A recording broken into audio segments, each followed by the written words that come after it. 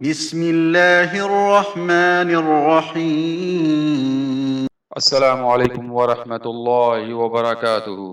معزز سامعین، بڑی بڑی اسکیمیں آتی ہیں دنیا میں اور بڑے لوگوں کو فائدہ بھی ملتا ہے اور بہت سے لوگوں کو چونا بھی لگ جاتا ہے، مگر ہر اسکیم اپنی نوعیت کے لحاظ سے ڈیفرنٹ ہوتی ہے، مختلف ہوتی ہے۔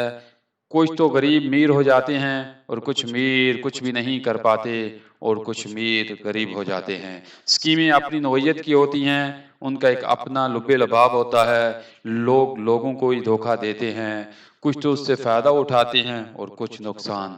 لیکن معزز سامعین، آج کی ویڈیو میں ہم آپ کو ایک ایسی اسکیم کے بارے بتائیں گے جس کے بارے نہ تو کوئی آج تک سمجھ سکا ہے، نہ ہی اس کی سمجھ میں آئے گی۔ وہ اسکیم ہے اللہ کی اسکیم۔ اللہ اپنی اسکیم میں مداخلت پسند نہیں کرتا۔ سبحان اللہ۔ وہ اپنے ٹارگٹ تک بڑے لطیف اور غیر محسوس طریقے سے پہنچتا ہے۔ یوسف کو بادشاہی کا خواب دکھایا، باپ کو بھی پتہ چل گیا، ایک موجودہ نبی ہے تو دوسرا مستقبل کا نبی ہے، مگر دونوں کو ہوا نہیں لگنے دی کہ یہ کیسے ہوگا۔ اللہ اللہ اکبر کبیرہ۔ خواب خوشی کا تھا مگر چکا غم کا چلا دیا۔ یوسف 2 کلومیٹر دور کنویں میں پڑا ہے، خوشبو نہیں آنے دی۔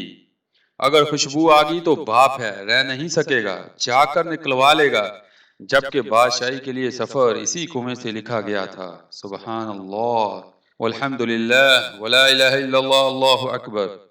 سمجھا دوں گا تو بھی اخلاقی طور پر بہت برا لگتا ہے کہ ایک باپ اپنے بیٹے کو بادشاہ بنانے کے لیے اسے کنویں میں ڈال کر درخت کے پیچھے سے جھانک جھانک کے دیکھ رہا ہے کہ قافلے والوں نے اٹھایا ہے یا نہیں، لہذا سارا انتظام اپنے ہاتھ میں رکھا ہے۔ اگر یوسف کے بھائیوں کو پتا ہوتا کہ اس کنویں میں گرنا بادشاہ بننا ہے اور وہ یوسف کی مخالفت کر کے اصل میں اسے بادشاہ بنانے میں اللہ کی طرف سے استعمال ہو رہے ہیں، تو وہ ایک دوسرے کی منتیں کرتے کہ مجھے ٹکا دے دو۔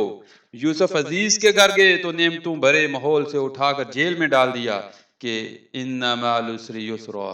قرآن کی آیت ہے ان مع العسر یسرا۔ اللہ اللہ اکبر کبیرہ۔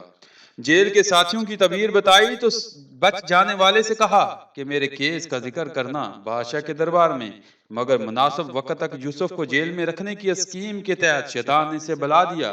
یوں شیطان بھی اللہ کی اسکیم کو نہ سمجھ سکا اور بطور ٹول استعمال ہو گیا، یعنی کہ وہ بھی اعلی کار کے طور پر استعمال ہو گیا۔ اگر اس وقت یوسف علیہ السلام کا ذکر ہو جاتا تو یوسف سوالی ہوتے اور رب کو یہ پسند نہیں تھا۔ اس کی اسکیم میں بادشاہ کو سوالی بن کر آنا تھا اور پھر بادشاہ کو خواب دکھا کر سوالی بنایا، اور یوسف علیہ السلام کی تعبیر نے ان کی عقل و دانش کا سکہ جما دیا۔ بادشاہ نے بلایا تو فرمایا میں این آر او کے تحت باہر نہیں آؤں گا جب تک عورتوں والے کیس میں میری بے گناہی ثابت نہ ہو جائے۔ اللہ اللہ اکبر کبیرہ والحمد للہ کثیرہ وسبحان اللہ بکرۃ واصیلا۔ این آر او کے تحت باہر نہیں آؤں گا جب تک عورتوں والے کیس میں میری بے گناہی ثابت نہ ہو جائے۔ عورتیں بلوائی گئیں، سب نے یوسف کی پاک دامنی کی گواہی دی، اور مدیہ عورت نے بھی جھوٹ کا اعتراف کر کے کہہ دیا کہ انا رواتیہ النفس وان لمن الصادقین، انا روادت النفس وان لمن الصادقین۔ وہی قحط کا خواب جو بادشاہ کو یوسف کے پاس لایا تھا، وہی قحط ہنکا کر کے یوسف کے بھائیوں کو بھی ان کے دربار میں لے آیا اور دکھا دیا کہ یہ وہ بے بس معصوم بچہ ہے جسے تمہارے حسد نے بادشاہ بنا دیا۔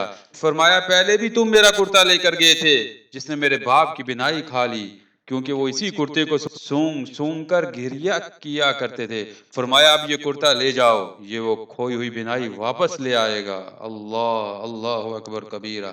اب یوسف نہیں، یوسف کا کرتا مصر سے چلا ہے تو کنعان کے صحرا مہک اٹھے ہیں، یعقوب چیخ پڑے ہیں انی لا اجد ریح یوسف لولا ان تفندون۔ تو مجھے ستھایا ہوا نہ کہو تو ایک بات کہوں، مجھے یوسف کی خوشبو آ رہی ہے، مجھے یوسف کی خوشبو آ رہی ہے۔ سبحان اللہ و بحمدہ سبحان العظیم۔ جب رب نہیں چاہتا تھا تو 2 کلومیٹر دور کے کنویں سے خبر نہیں آنے دی، جب سوئچ آن کیا ہے تو مصر سے کنعان تک خوشبو سفر کر گئی ہے۔ واللہ غالب علی امری ولکن اکثر الناس لا یعلمون۔ اللہ جو چاہتا ہے وہ کر کے ہی رہتا ہے، مگر لوگوں کی اکثریت یہ بات نہیں جانتی۔ یاد رکھیں آپ کے عزیزوں کی چالیں اور حسد شاید آپ کے بارے میں اللہ کی غیر کی اسکیم کو بھی کامیاب بنانے کی کوئی خدائی چال ہو، انہیں کرنے دیں جو وہ کرتے ہیں۔ اللہ پاک سے خیر مانگیں، ہمیشہ اللہ سے لگاؤ لگائیں، ہمیشہ اللہ سے اپنا رابطہ تعلق جوڑیں، کیونکہ اللہ کی سکیم نہ آج تک کسی کو سمجھ آئی ہے، نہ کل کبھی کسی کو آئے گی۔ اس لیے میرے بھائیوں اور بہنوں، اپنے تعلق، اپنا رشتہ اللہ سے جوڑو، کیونکہ کامیابی انسان کی پوری اللہ کے دین میں ہے، اور وہی انسان کامیاب ہے جو وقت سے پہلے اپنے رب کو پہچان لے۔ جس بھی شخص نے، جس بھی انسان نے، جس بھی بندے یا بندی نے اپنے آپ کو اللہ سے جوڑ لیا، وہ دنیا اور آخرت دونوں میں کامیاب ہے۔ اللہ تعالیٰ مجھے اور آپ کو اور تمام دنیا کے مسلمانوں کے دین کی سمجھ عطا فرمائے، اور میرا اور آپ کا اللہ تعالیٰ حامی و ناصر ہو۔ اپنی دعاؤں میں مجھے یاد رکھیے۔ جزاکم اللہ خیر۔